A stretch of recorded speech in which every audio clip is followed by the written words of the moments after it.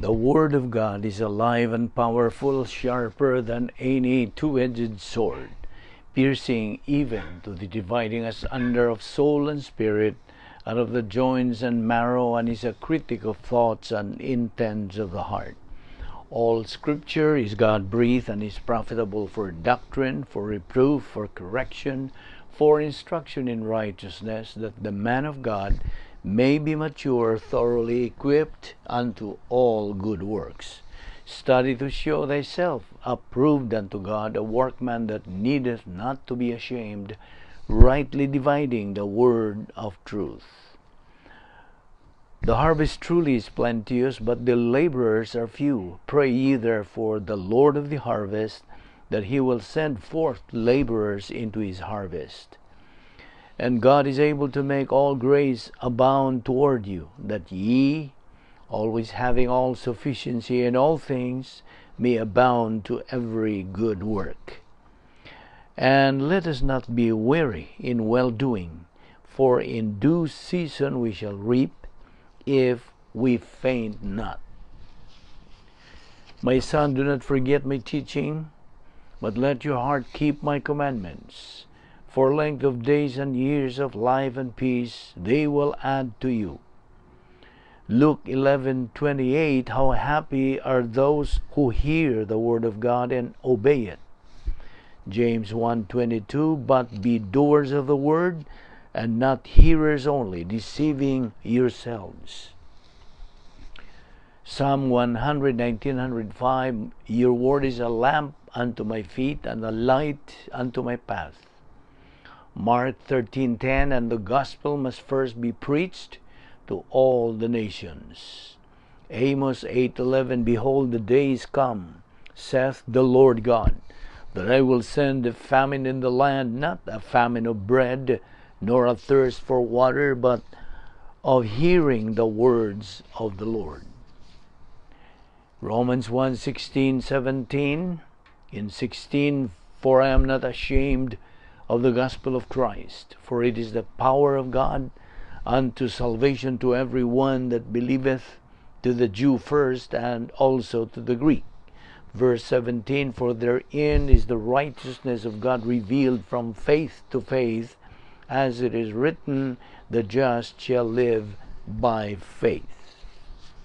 If ever the world needed encouragement, now is that time. If ever individuals needed hope, it is at this time.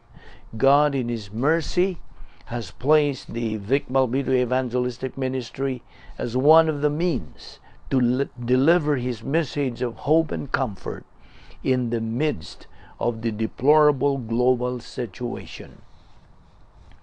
The Bible stands as the only true message of hope and comfort. It alone carries the words God has written to mankind for our salvation and our peace. God perfectly knows those who have trusted in Christ as their Savior.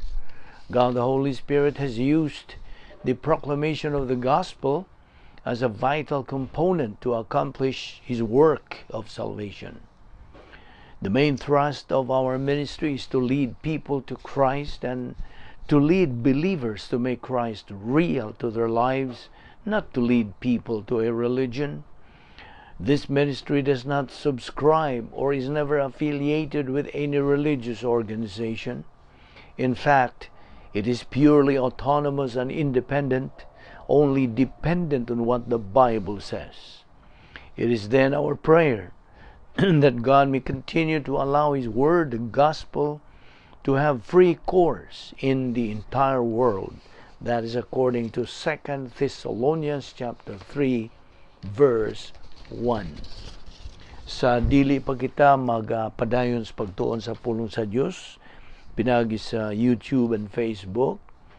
If you are a believer in the Lord Jesus Christ, be sure you have named your sins privately to God the Father. 1 John 1:9, the recovery technique says, if we confess our sins, God is faithful and just to forgive us our sins and to cleanse us from all unrighteousness. So after you do that, you will be in fellowship with God, filled with the Holy Spirit, and ready to learn Bible doctrine from the Word of God. However, if you have never personally believed in the Lord Jesus Christ as your Savior, the issue you are facing is not confessing your sins. The issue is faith alone in Christ alone.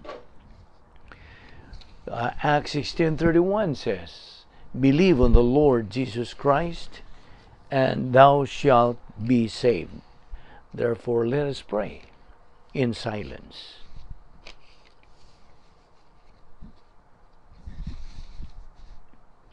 Let us pray. Lord, I pray that you use me as your instrument to touch others' lives. Help me not to be concerned about what title I hold, but instead that my life might show others your grace.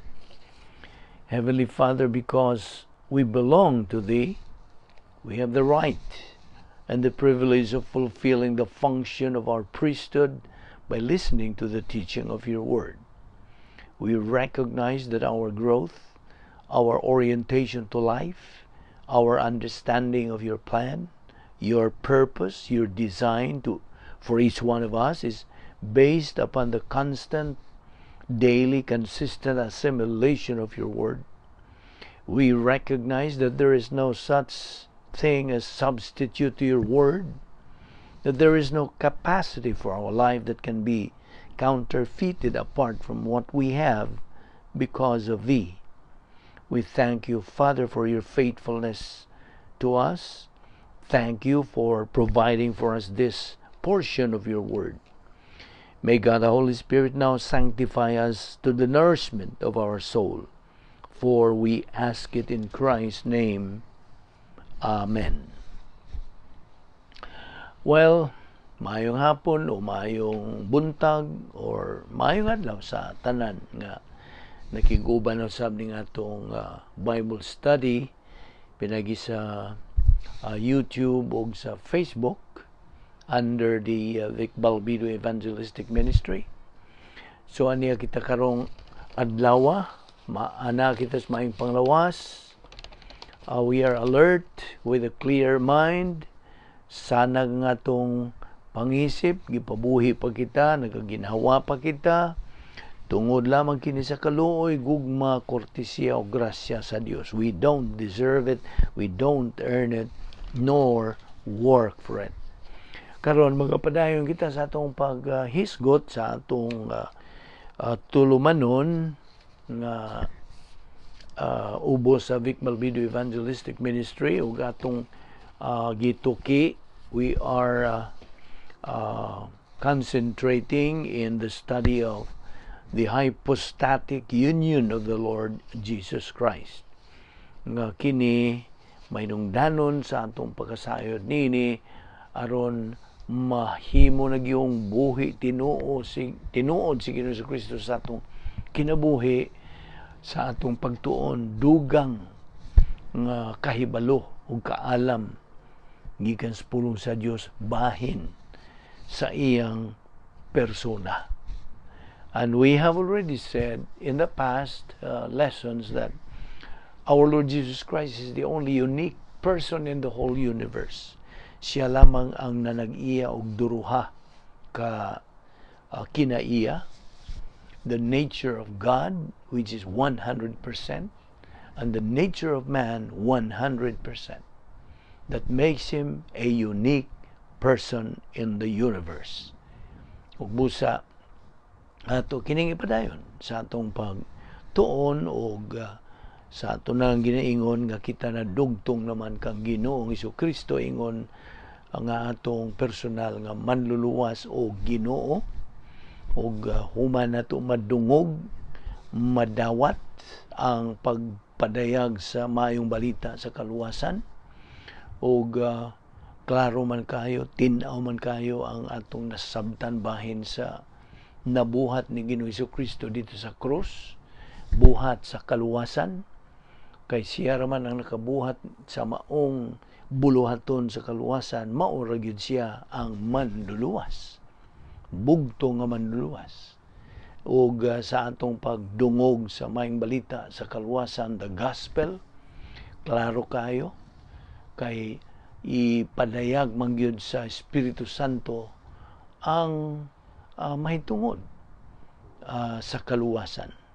And it is a fact that the gospel is profound and simple, that a child can clearly understand it. Og mao kana ang prinsipyo diha nga atong tutukan, o kita kay nadugtong naman kang Ginoong Jesucristo ingon nga atong manluluwas. We share what He has. We share what is in store. Not only in store, but unsa ang atong enjoy o gipahimuslan. Human nato siya dawata, o kay nadugtong naman kita kaniya, o gana naman kita'y relasyon nga to sa Dios nga Amahan, gumikan sa atong pagdawat kaniya. Mao nga ang mando sa Dios na ang atong pagatumanon. Human kita maluwas. Kay kita covered naman kita sa policy sa grasya nga mao kanay policy sa Dios. The policy of God is grace. Busa kining atong kinabuhi ingon nga mga magtotoo ubos na kini sa grasya. That is why ingon nga mga Kristohanon, we are supposed to walk by faith, not by sight. Matud pa sa 2 Corinto Kapitulo 5, versikulo 7. 2 Corinthians 5:7. O kita gikinahanglan nga musunod niining mga sugo sa Dios. O kita papuy-on kanunay sa dapit nga may gahom sa Dios nga atong gitawag sa in English og divine dynasphere. Kining pulong dynasphere ni di na makita sa diksyonaryo. Combination is duha ka Griego nga pulong dunamis og sphere, mao nga tunga og mitunga kining maong pulong dynasphere nga dapit nga may gahom sa Dios. O kini ang puloy-anan sa tanang mga magtotoo samtang aniya pakita dinhi sa yuta. Yuta nga gidumalahan sa kaaway sa Dios nga mao si Satanas.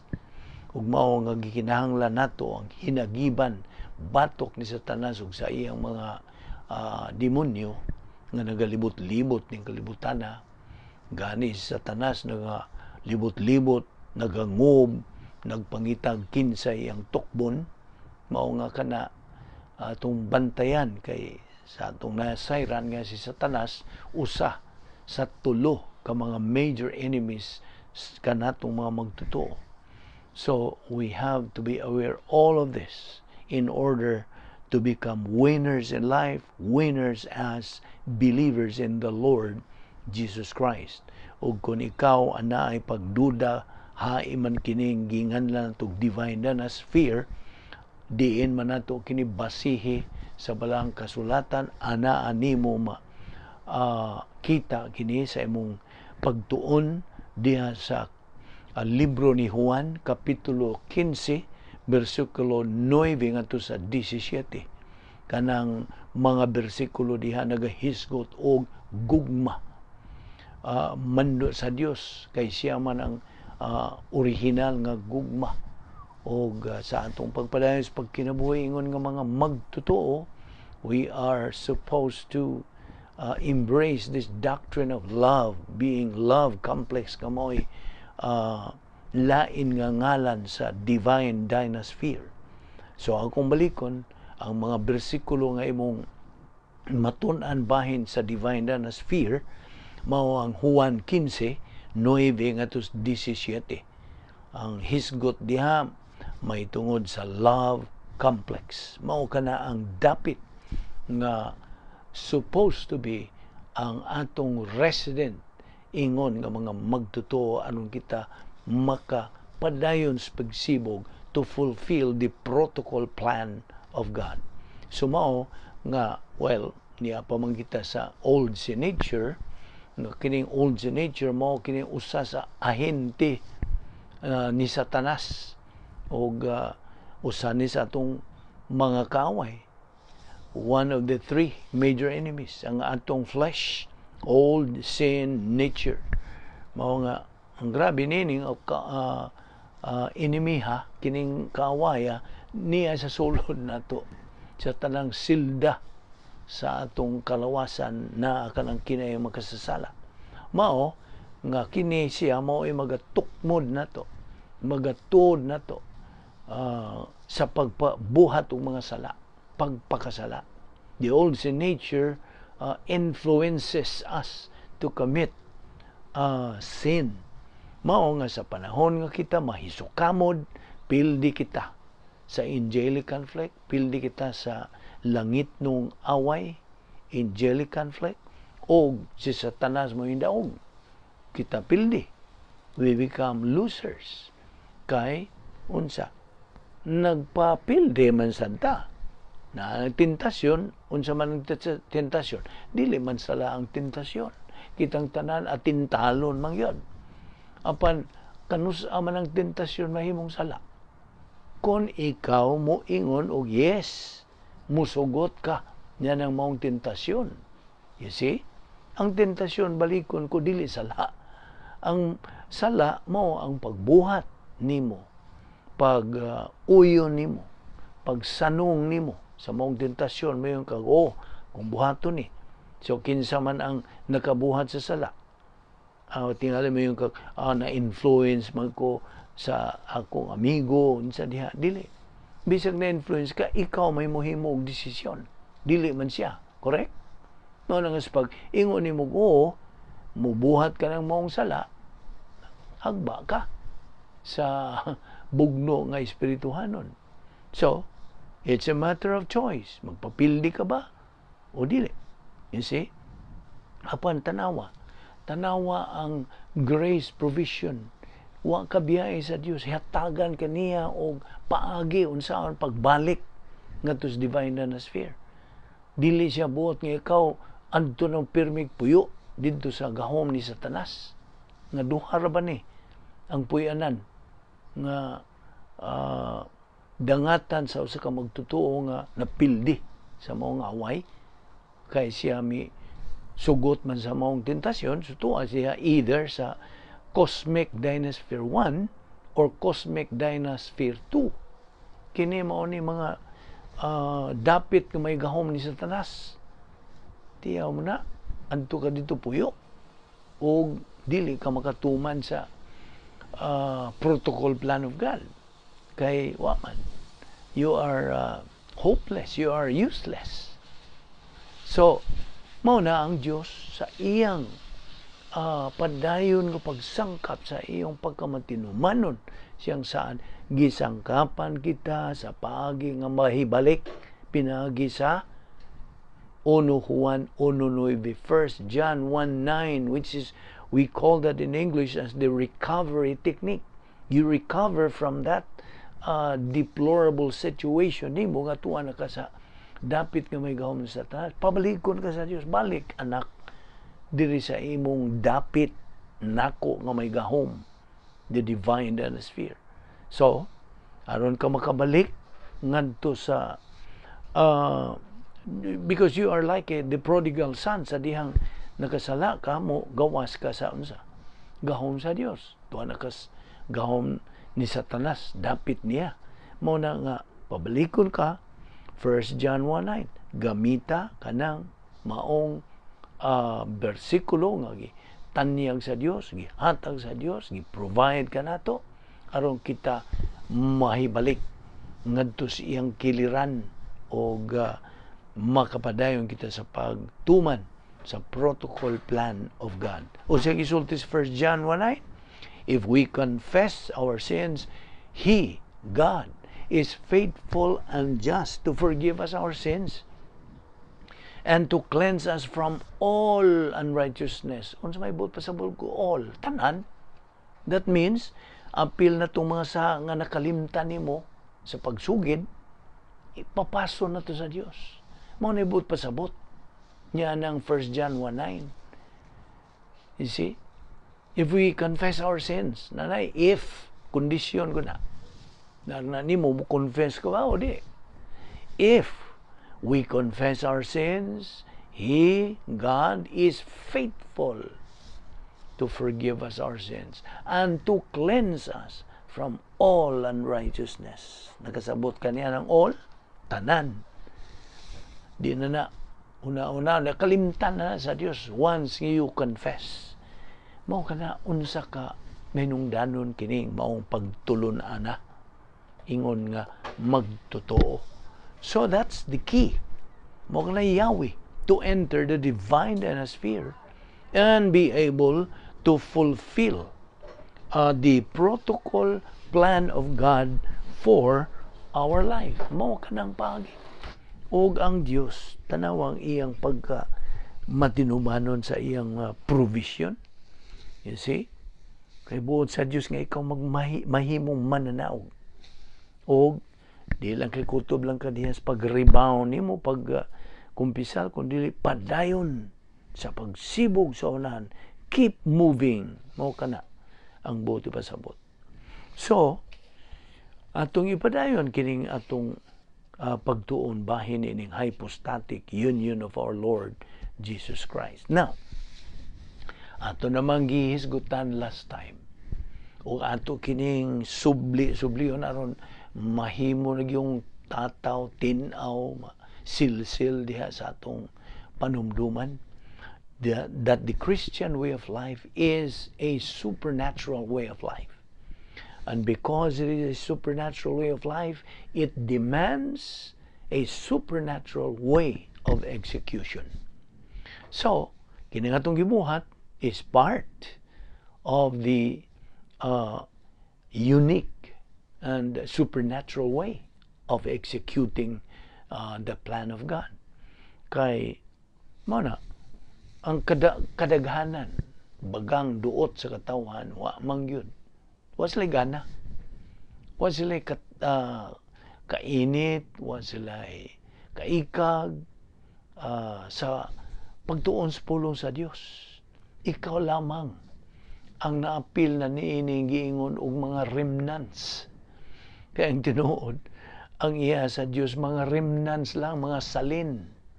So kung ikaw nagmainiton sa padayon sa pagtuon sa pulong sa Dios, naapil na ka niining remnants. Unsa gisulti des Mateo 7:13 ngadto 14. Klaro man na kayo. Wide and easy is the gate that leads to destruction, and many are entering into it. But the road is narrow and the way is hard that leads to life, eternal life. Only few find it. Basahan ka ng bersikulo ha. O ang Espiritu Santo mo unsa mo patinaw pagdugang bahin niya na. Nga ang mga magtutuo kang Ginoong Jesucristo remnants lang, gamay ra ang misod ni ining gate, and the way is hard. Mo na. Hard. Why? Because it is supernatural way. Kini atong gibuhat is supernatural way. Provision kini sa Dios, grasya kini nga iyang gisangkap kanato aron lagi kita makaabot sa atong tumong, our common goal as believers, to reach spiritual maturity aron mahimaya nato ang Dios. So, that's how to perpetuate our spiritual momentum. Last time atong gisgutan kini nga ang momentum means boilo. Aron kita mo boilo spiritual momentum sa atong kinabuhing espirituhanon. So we have to keep on keeping on in our post-salvation epistemological rehabilitation and let doctrine circulate in the stream of our consciousness. Tuguti ka na nga tuyok-tuyok na diha sa imong panumduman, sa imong pangisip, in your stream of your consciousness. O atong timan-an usab kadtong tuto ka mga spiritual skills, the 3 spiritual skills nga atong angay gamiton. One is the spiritual self-esteem. Unsa maning self-esteem? Well, it's self-worth nga muhatag ka nagbili. Doon na kay ingnon ta tungod kay na kay baruganan, na kay katarong, doon na kay self-esteem, spiritual self-esteem. Ang ikaduha maong spiritual autonomy, nga ikaw wala ka magsalig sa uban sa pang mga kasaligan dihang imong nga gisulti sa kalibutan. Ang Dios ra ang imong saligan tungod sa iyang pulong nga nahimong bahin diya sa imong kalag. So you have spiritual autonomy. Independent ka. Self-sustaining ka na. That's the second. The third is spiritual maturity. Ang atong common goal as believers that we have to reach. Mao ni ang three spiritual skills. As against, at bang nini, mao ang tulo usam ka arrogant skills. Unsa man ning tulo ka arrogant skills? Ang una nini is self-justification. Sa pagpangaturungan sa imong kaugalingon. Kung na kay hiwi gintang gibuhat sa kinabuhi, mo justify ka. Ikaduha mo ang self-deception. Unsa man ning deception? Di ba? Paglingla. Kaya paglansis. Imong gilingla, gilansis sa imong kaugalingon. Tungod sa imong pagkamapahitason. Kay kini arrogant skills man eh. O kang ikatulo mo ning ginganlan natong self-absorption. Murag ning absorb na lang kasi mong kaugalingon. Ikaw, me, myself na lang. O manang self-absorption. O part kini sa three arrogant skills. Abi nimo, we have to be aware all the time the description of the protocol plan of God. Ang protocol plan of God, kinganlaning protocol kay na ay unsa, na siya ay paagi, na siya ay sistema, ang plano sa Dios. Okay, this is the description of the protocol plan of God. Kinahanglan, we must always be aware. Okay? Paminaw. A right thing done in a wrong way, unsa man, right or wrong? Of course, wrong. A wrong thing done in a right way, wrong or right? Wrong gihapon. A wrong thing done in a wrong way, nasamot na. It's all wrong. Only a right thing done in a right way is right. That is the description of the protocol plan of God. That's the plan of God, which is otherwise called ang ubang mga ngan sa plan of God, mo kining Christian way of life, divine dynasty nga sige natong hisgot, royal palace of believers, mao ni imong puy-anan, royal harianong palasyo sa mga magtotoo, and the other one, spiritual life of believers. Mao ni ang spiritual life nato. Espirituhanong pagkinabuhi nga ginganlan sa Greek word as eusebia. Eusebia means godliness. Kung ikaw nagakinabuhi sa spiritual life, sod sa divine sphere, ikaw nagatuman sa godliness o eusebia. Now, sa laing bahin,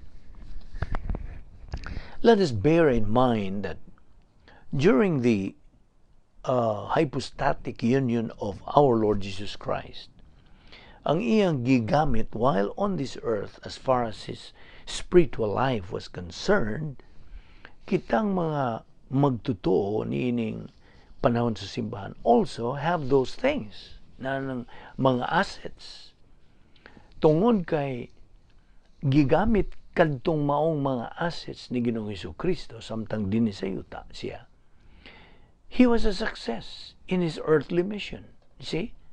That enabled him to be a success sa iyang mission. Remember, when he was tempted by Satan to turn the stone into bread, hinumdum kaniyadto, Christ used only his humanity essence, ang iyang pagkatao, kinaiya sa pagkatao, although he depended on his Father's power and God the Holy Spirit's power.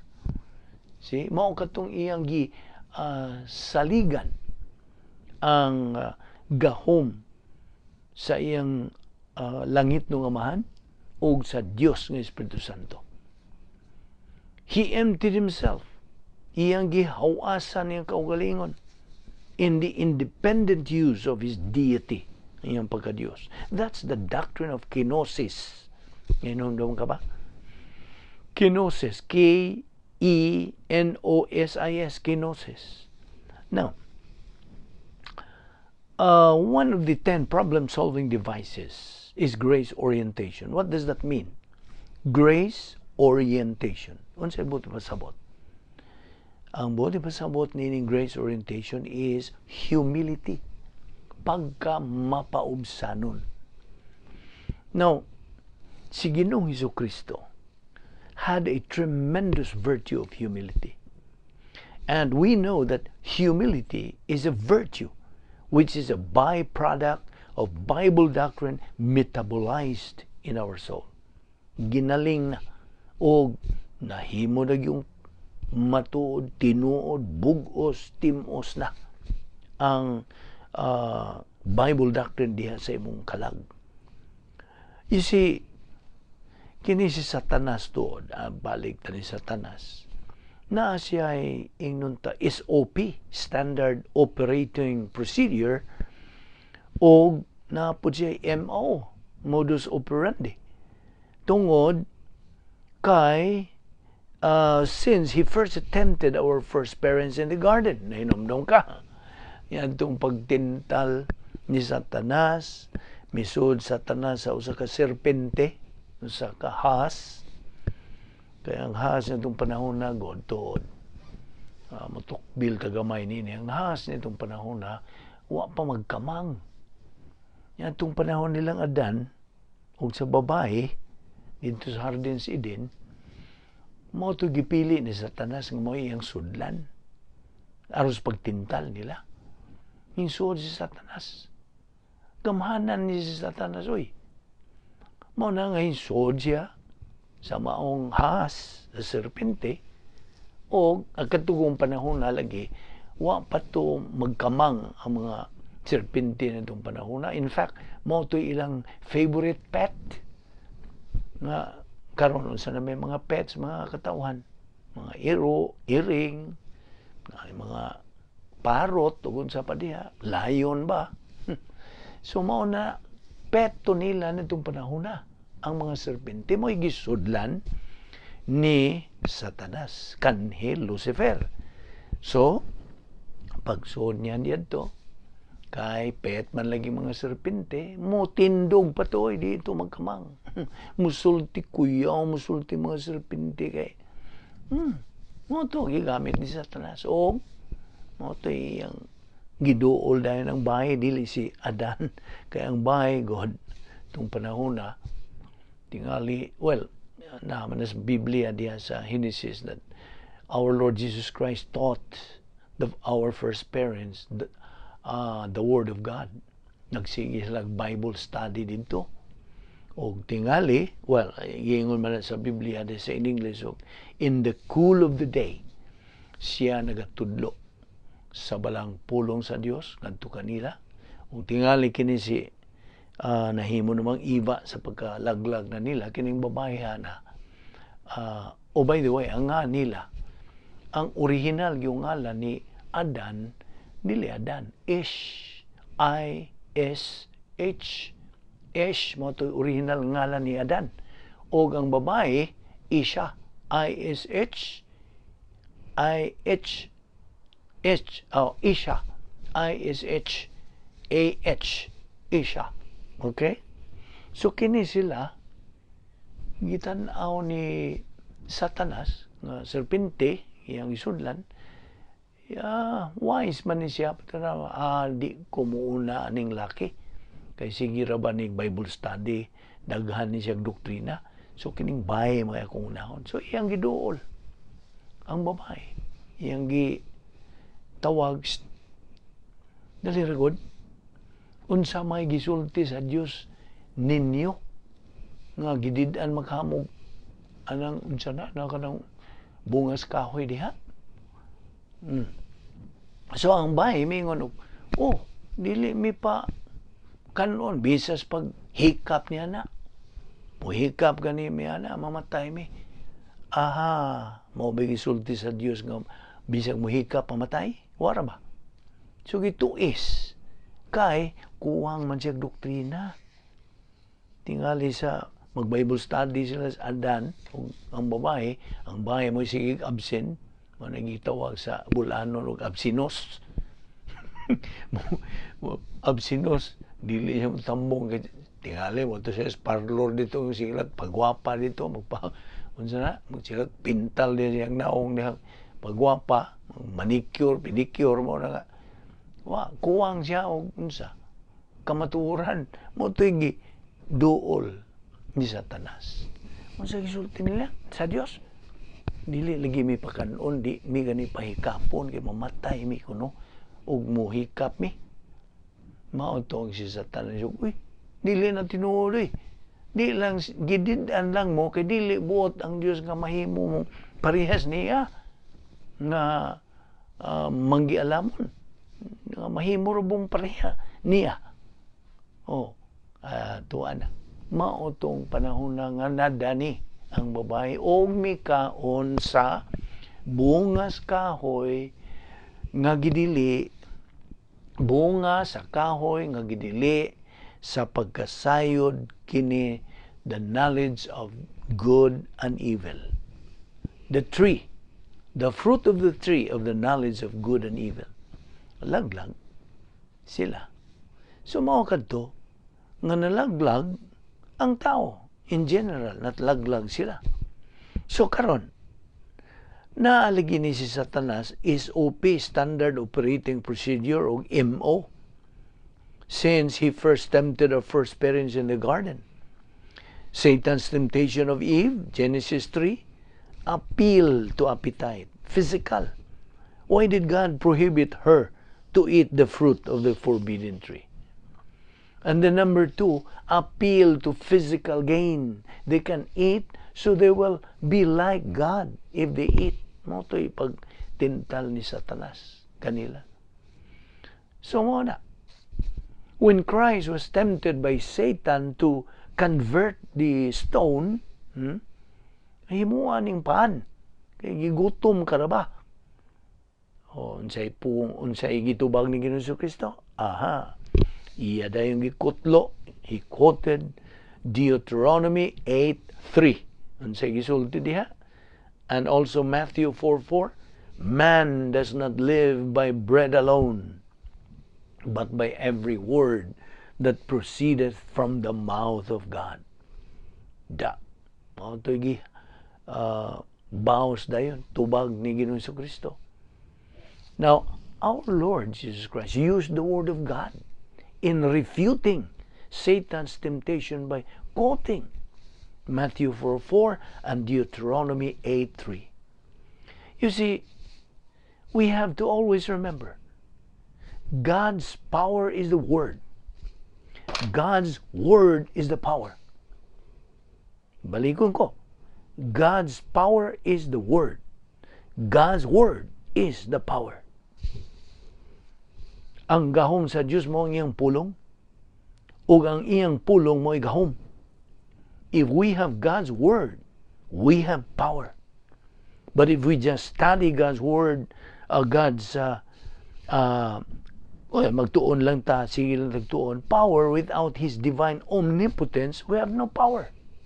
You see? Unsa man gyud mahinungdanon nga maangkon nimo kining maong gahom, nga ikaw magpapuno sa Espiritu Santo. In the absence of the Holy Spirit, God the Holy Spirit, kung wa gani siya, walay unsaway kapuslanan. Wa gyud. We are useless. We are powerless. So if we have God's Word, nga metabolize yun ang pulong niya, diri sa atong kalag, we have that power. But if we just study God's Word, study niya, inumdum katungging una itong mahimong bulimic, tuon-tuon lang sila, siging tuon apan iyaragyo diyang isuka kaya wa sila mo tuo, you see, nawa siya power. So without His divine omnipotence, mao na mulihok ang iyang omnipotence sa dihang kita na punan sa Espiritu Santo. Nahibaw ka nag-unsay mechanics nga ikaw mapunan sa Espiritu Santo, yano kayo, just rebound, hinganli, ikumpisa lang imong mga sala, diretso ngadto sa Dios Amahan. Diretso. Kay tuwa man ka makasa. So diretso. Wala liko-liko, wala tao ang imong kumpisalan o kung saan niya, diretso. Unsay sulti. If we confess our sins, God is faithful and just to forgive us our sins and to cleanse us from all unrighteousness. So, you see, we need to consider two options. There are two options. The filling of the Holy Spirit and metabolized Bible doctrine.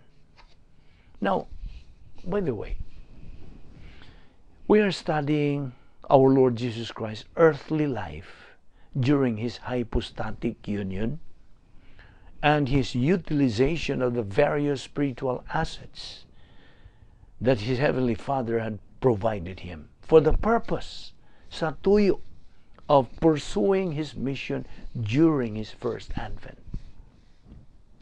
Ug ato nang giniingon nga He grew up in wisdom and stature. Matun pa kana sa Lucas 2:52.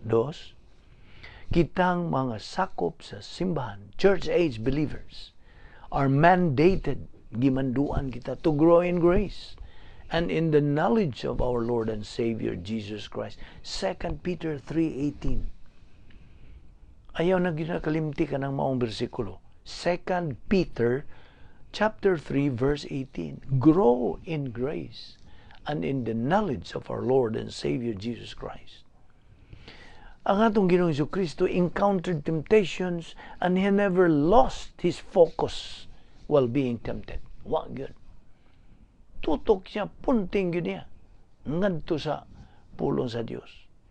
In our time as believers, we are supposed to maintain our focus to the Word of God and use God's promises, mga saad sa Diyos, in order that we always realize that human solution is no solution, only divine solution is the real, genuine solution.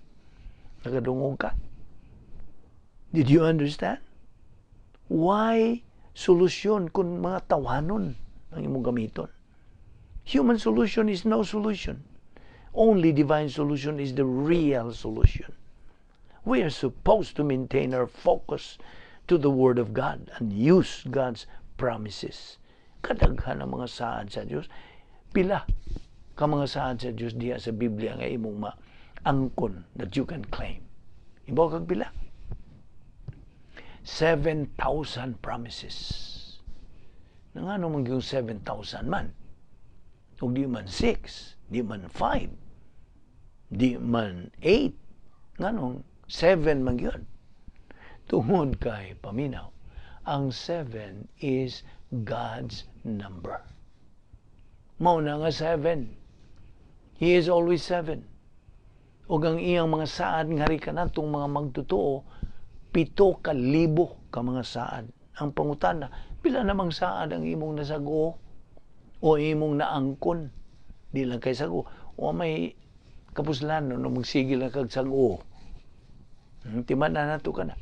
We can memorize all the verses in the Bible, but you don't know the meaning, the explanation, the unsa na pagpahayag, pagpatinaw behind those promises. Na magimo nang sige tagtuon lagi sa pulong sa Dios. Kay tudluan man ta Espiritu Santo. Unsa gyud buti pasabot sa mga bersikulo nga atong gibangtunan. Mao ning kining atong pagis pagtuon sa pulong sa Dios, ginganlan ni karon og eyes method. You know what's eyes method? Dili mata, kun dili eyes ba nga murag yelo, ICE. Mao kini ang atong gisunod nga pagtuon sa pulong sa Dios. I stands for isagogics. Unsa man ning isagogics? pagtuon sa pulong sa Dios based on the history that any verse or chapter was written. Gisuwat. Mao ni isagogics. Sunod, categorical. Ang categorical, unsa na, bahin-bahin, klase-klase nga mga doktrina atong gitunan. And the E is exegesis. Atong ibalik sa original suwat gyud niya ng mga bersikulo. Okay? So in other words, ang isagogics bahin kini sa history, bahin sa kasaysayan. Unsa mang bahina sa panahon kana gisuwat. Okay? Isagogics. Ang exegesis mao kanang pagtuon sa pulong sa Dios based on the original words nga gagamit. And you know, Old Testament kadtong mga gisuwat sa Old Testament gikan sa Genesis ngadto sa Malakyas, Old Testament man na. Ang language o pinulungan nga gigamit sa pagsuwat niadtong Old Testament, Hebrew. Okay? Hebrew hanon. While ang New Testament gikan ni Mateo hangtod sa pinadayag Revelation kana unsa Griego, Greek ang language nga gigamit. Mao kini ang atong pagtuon. Kinuy-kuyay ni dili ni kay yanuhon lang ni mugtuon ang pulo sa Dios, di mahimo. Kay tinawhanon ang mo tigbabaw niya na. Mao ni akong balikon nga kining atong pagtuon sa pulong sa Dios, grasya. Did you understand that? Kung sa pasabot sa grasya, kanunay gano'n akong subli-subli nga ang buot pasabot sa grasya, buhat sa Dios para nimo tao. Iyahan ni tanan. Wa kay imo hawi. Zero balance ka. Iya tanan sa Dios. Grasya. Grasya. Mawit itong nindot kayo itong describe sa akong amigo, nga pastor, nag-ingon siya nga, ang word grasya, iya kiningi himuan og silbing memory aid o acronym sort of nga. G stands for God's gift to me. R, received by faith. A, available to everyone. C, comes through Christ. E, extended for all eternity. Ano yung definition sa grasya? Which is really right. And I was amazed to study that. So mao kanang atong gipadaya gipaklaro kanimo niining puntuha. Therefore, we are studying, therefore, nagatutok kita nini sa earthly life sa atong Ginoong Jesucristo atol sa iyang hypostatic union ug ang iyang paggamit sa nagkalain-laing mga espirituhanong mga kasangkapan, assets nga gihatag o gisangkap sa iyang langit ng amahan aron to provide him for the purpose of pursuing nga iyang yung makabot nga mudangat gyud siya ngadtong iyang tumong sa iya kining una niyang pag-anhi dinhi first advent. So he encountered temptations and he never lost his focus while being tempted. Mao po kana ang mando sa Dios kanato, kitang mga anak sa Dios, mga anak naman tas sa Dios, buot niya nga mo maintain punta sa atong focus to the Word of God o use God's promises lagi in order that we always realize that human solution is no solution, only divine solution is the real solution. We are supposed to be consistent nga kita masubayon, malahutayon in the intake of the post-salvation epistemological rehabilitation and let it circulate in the stream of our consciousness. Na ay rehab, human ta maluwas. Kinahanglan tag rehab. Hawason kini mga tawhanong mga pangunahuna, mga kalibutanong pangunahuna, pulihan ka na sa mga huna-huna ni Kristo. 1 Corinthians 2:16.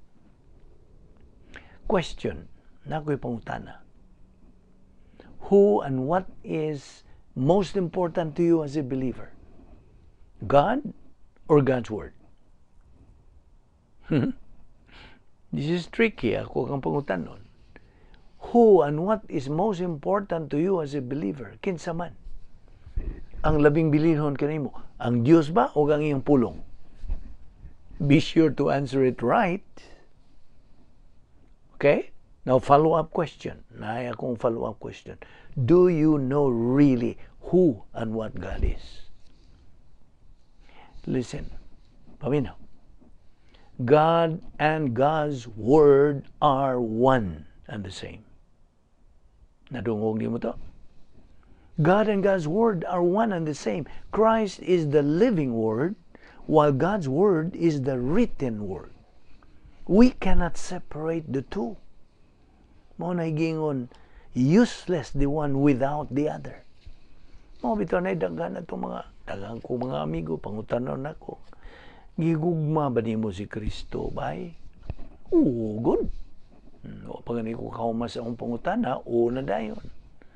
So sunod ang akong pangutana, imo bang gihigugma ang pulong sa Dios? Na naa na diha mo hilom sila. Hindi sila katubag. Kaya nga naman, so man lang pagigugma sa pulong sa Dios nga, wa man sila gana. Wa man sila kaikag. Way kadasig. Nga way panahon pagtuon sa pulong sa Dios. Na mao na. Well, mao na gingon og lip service ra diay. Ang imong pagigugma ang Ginoo Kristo. Kay di man lagi mahimo nga imo silang buhagon. We cannot separate the two.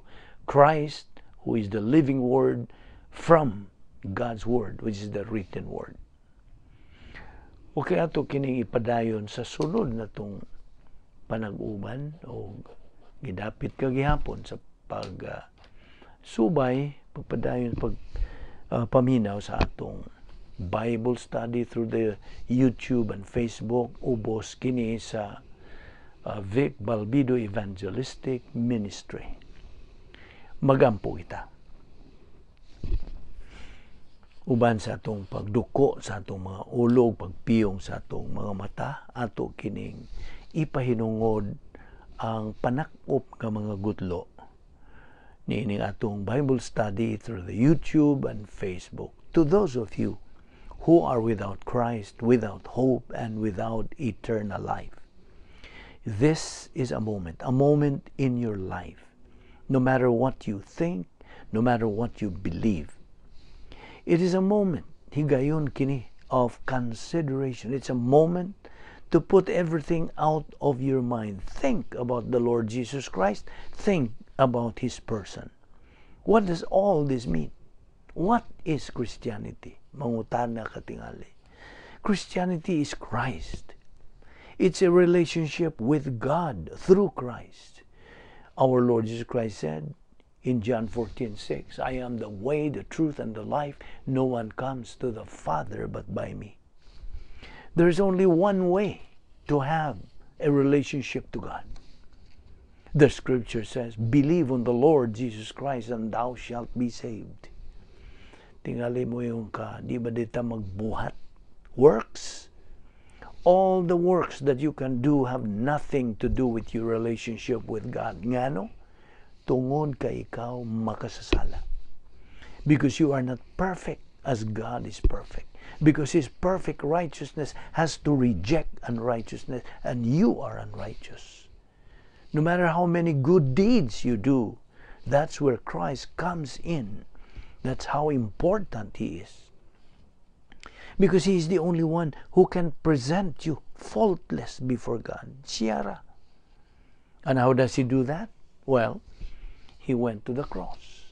He went to the cross for only one reason, to die. To die for you.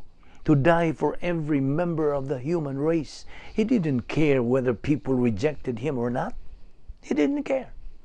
He died for them. That is grace.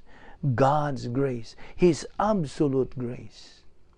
And what does that mean for Him to die for all of us? That means that while He was hanging on the cross, God the Father imputed all our sins, all the sins of mankind to Him, to Christ. He took all of our sins upon himself, and when he did that, he paid the penalty for all of those sins. He paid a penalty demanded by God for sin. Sin is spiritual death. And you know what spiritual death means? It is total separation from God. Jesus Christ died a substitutionary spiritual death so that we don't have to. Hence, when the scripture says, God so loved the world that he gave his only begotten Son, that whosoever believes in him shall not perish, but have everlasting life. So, believe on the Lord Jesus Christ, and you will be saved. Magampo ta.